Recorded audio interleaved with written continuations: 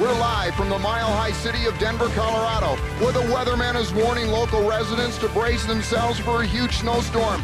But tonight, the big storm on everyone's mind is taking place indoors at the McNichols Sports Arena, the site of tonight's landmark martial arts event.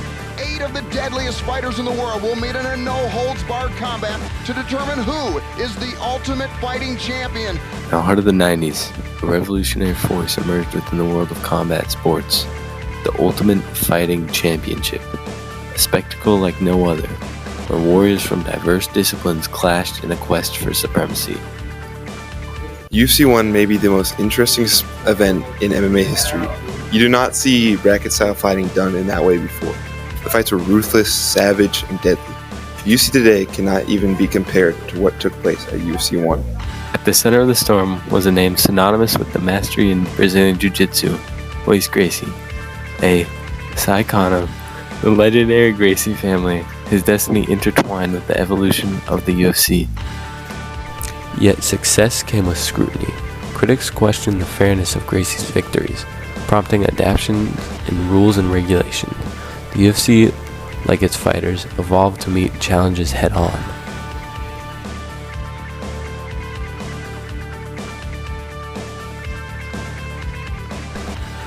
Raised in the crucible of the martial arts excellence, Royce Gracie's journey began long before the UFC's inception. His roots are embedded in the rich soil of Brazilian Jiu-Jitsu, a discipline that would later become his formidable weapon. UFC 1, the inaugural tournament that would alter the course of mixed martial arts, against the odds facing opponents of varying styles and sizes.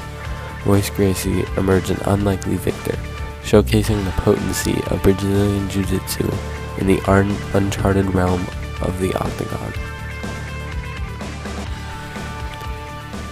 Gracie's success was no fluke. It marked the beginning of an era.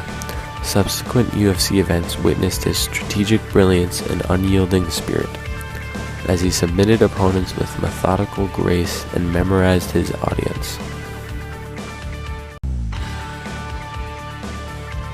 Yet success came with scrutiny.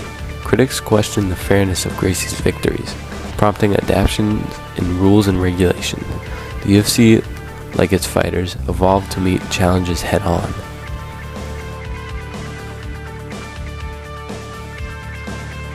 Back in the late 90s, Senator John McCain was on a mission to ban the UFC, dubbing it human cockfighting. He had serious concerns about the sport's brutality. The UFC initially resisted, but eventually they made significant rule changes to address McCain's worries, focusing on their fighter safety.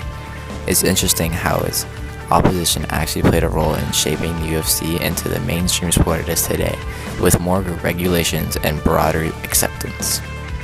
And you know, those early years for UFC were very tough. They were very tough. I got the inside scoop from a lot of people. They were close to closing it down a few times, and they kept it going. As the UFC found its footing, transforming from a spectacle into a global phenomenon, Royce Gracie's legacy continued to shape the sport.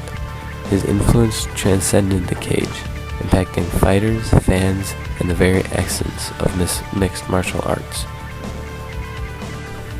Beyond the octagon, Royce Gracie's impact echoed through the corridors of martial arts. His teaching, his spirit, forever etched the annals of combat sports histories.